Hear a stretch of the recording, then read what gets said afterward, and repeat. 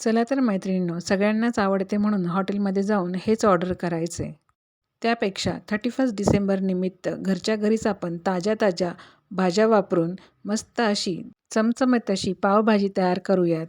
हिवाळा असल्यामुळे आपल्याला सगळ्याच भाज्या अगदी फ्रेश मिळतात. मटार तर फारच फ्रेश मिळतो. पावभाजीमध्ये आपण आज आपल्या आवडीनुसार भाज्या वापरणार आहोत. यासाठी मी इथे पाव किलो ताजा मटार, पाव किलो फ्लावर, 1 किलो बटाटा, 4-5 कांदे, सिमला मिरची, अद्रक, लसूण, कोथिंबीर ह्या सगळ्या गोष्टी घेतलेल्या आहेत. सगळ्यात पहिले आपण अद्रक लसूण मिरचीची पेस्ट तयार करणार आहोत. त्यासाठी मी इथे लाल ओल्या मिरच्या घेतलेल्या आहेत. 10-15 पाकळ्या लसणाच्या आणि 2 ते 3 इंच अद्रक घेतलेले आहे. हे थोड्याशा तेलामध्ये गरम करून घेते.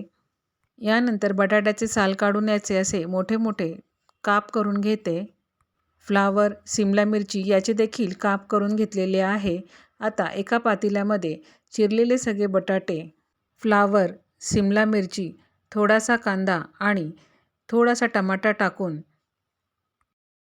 त्यावर 1 चम्मच पावभाजी मसाला आणि थोडीशी हळद टाकून घेतली. आता यावर अगदी थोडेसेच पाणी टाकून घेतले. त्याचप्रमाणे आपल्याला ओला वाटाणा देखील कुकरमध्ये लावून घ्यायचा आहे. भाज्या आणि ओला वाटाणा हे मी वेगवेगळे ठेवलेले आहे. आता कुकर लावून आपल्याला याच्या 6-7 शिट्ट्या काढून घ्यायच्या आहेत. इथे भाज्यांमध्ये पाण्याचे प्रमाण मी कमी टाकले आहे. म्हणजे भाज्या ह्या पाण्यामध्ये न शिजता वाफेवरती शिजतात आणि त्यामुळे पावभाजीची चव ही छान लागते. एका बाजूला कुकर लावला आहे आणि एका बाजूला अद्रक मिरची लसूणची पेस्ट करून घेतली. त्यामध्ये मी थोडे खोबरे देखील टाकले होते. आता मिक्सरमध्ये जाडसर चिरलेला कांदा आणि टोमॅटो टाकून घेते आणि याची पल्स मोडवरतीच आपल्याला जाडसर अशी पेस्ट करून घ्यायची आहे. पहा, कांदा आणि टोमॅटो आपल्याला इतकाच जाडसर हवा आहे. खूपच त्याची बारीक पेस्ट करायची नाही. कुकर गार होते तोपर्यंत आपण एका बाजूला भाजीसाठी फोडणीची तयारी करून घेऊयात. त्यासाठी पातेल्यामध्ये 2 चमचे तेल घेतले आहे आणि अर्धा चमच बटर घेतले आहे. तुम्हाला हवे असल्यास पूर्ण भाजीमध्ये तुम्ही बटरचीच फोडणी देऊ शकता. तेल गरम झाल्यावर त्यावर 1 चमच मोहरी टाकून घेतली. थोडेसे हिंग टाकले. मोहरी तडतडल्यानंतर त्यामध्ये 1 चमच जिरे टाकून घेतले आहे आणि थोडेसे अद्रक किसून टाकले आहे. असे अद्रक टाकल्याने भाजी खाताना एक वेगळीच चव लागते. आता तेलामध्ये आपण तयार केलेली लसूण, मिरची, अद्रक याची पेस्ट टाकून घेते. हे सगळे फोडणीला देताना गॅस आपल्याला स्लोच ठेवायचा आहे. 2 ते 3 मिनटं आपल्याला अद्रक लसूणची पेस्ट छान तेलात होऊ द्यायची आहे. त्यानंतर आपण सगळे मसाले टाकणार आहोत. पेस्ट छानपैकी परतली गेली आहे. आता यामध्ये अर्धा चमच हळद, 1 चमच धने पावडर, 4 चम्मच तिखट मसाला टाकून घेतलेला आहे. पावभाजी तुम्हाला कितपत तिखट हवी आहे त्याप्रमाणे तुम्ही मिरचीचा वापर करा. मसाला छान परतवून झालेला आहे. आता यामध्ये कांदा आणि टोमॅटोचे जे वाटण केले होते ते टाकून घेते. हे मिक्स करून आपल्याला पुन्हा एकदा मसाला छानपैकी परतवून घ्यायचा आहे. यामध्ये आता चवीनुसार मीठ टाकून घेते.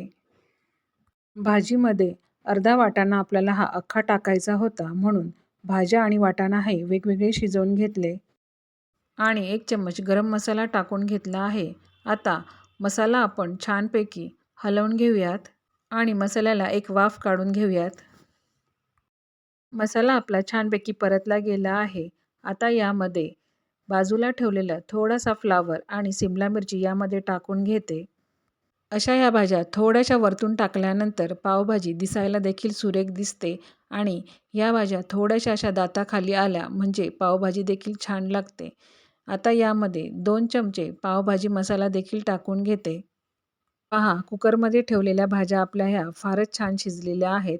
वाटाणे देखील छान शिजलेले आहेत. आता यामधले सगळे पाणी काढून घेते. भाज्यांमधले पाणी काढून घेतल्यामुळे ह्या भाज्या स्मॅश करायला आपल्याला अगदी सोपे जाते. त्याचप्रमाणे वाटाणे देखील थोडेसे यामध्ये स्मॅश करून घेते. कुकरमध्ये 5-6 शिट्ट्या दिल्यावरती भाज्या ह्या आपल्या फार छान शिजतात आणि त्या स्मॅश देखील लवकर होतात. एका बाजूला मसाले देखील शिजून तयार झालेले आहेत. यामध्ये थोडीशी कोथिंबीर टाकून घेतली.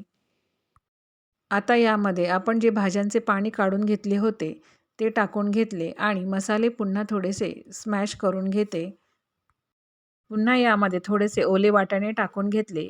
हे ओले वाटाणे वाफवलेले नाहीत, त्यामुळे पावभाजीमध्ये याचा रंग अगदी हिरवागार दिसतो. आता यामध्ये भाजीचे काढलेले सगळे पाणी टाकून घेतले.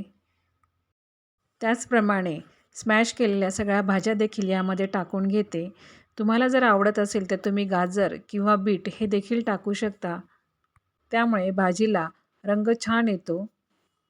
सगळे मसाले आणि भाज्या आपल्या छानपैकी एकत्र करून झालेल्या आहेत. आता भाजी आपल्याला कितपत दाटसर हवी आहे त्या प्रमाणामध्ये यामध्ये गरम पाणी टाकून घेते. पावभाजी आपली छानपैकी हलवून तयार झालेली आहे. आता 5-7 मिनटं याची वाफ काढून घेतली.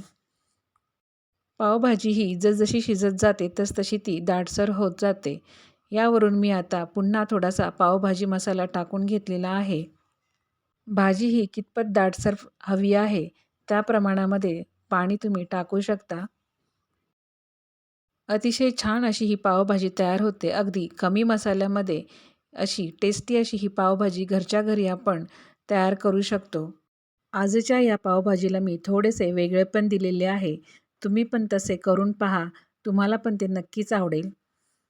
या पावभाजीला मी दम दिलेला आहे. त्यासाठी एका बाजूला कोळसा गरम करत ठेवलेला आहे. कोळसा गरम झाल्यावरती तो पावभाजीमध्ये एक छोटीशी ताटली ठेवून त्यावर ठेवलं आणि कोळशावर पहिल्यांदा थोडेसे हिंग, त्यानंतर साजूक तूप टाकून घेतले आणि पावभाजीला हा चांगला दम लागेल असे झाकण ठेवायचे.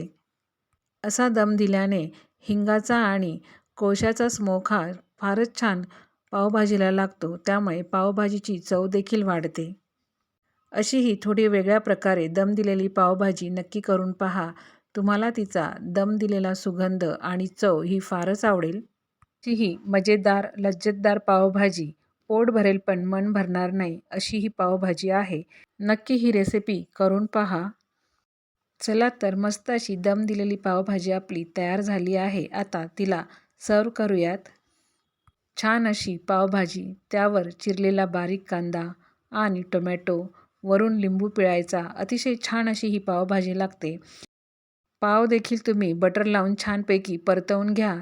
पावभाजी सर्व करताना त्यावर थोडेसे बटर टाका. बटर नसेल तर साजूक तूप टाकले तरी देखील छान लागते. पावाला देखील साजूक तूप लावून ते परतवून घेतले तरी देखील ते छान लागतात. नक्की ही थोडीशी वेगळी अशी रेसिपी ट्राय करा. तुम्हाला ती नक्कीच आवडेल आणि रेसिपी आवडल्यास व्हिडिओला लाईक करा, शेअर करा आणि सबस्क्राईब करा. धन्यवाद.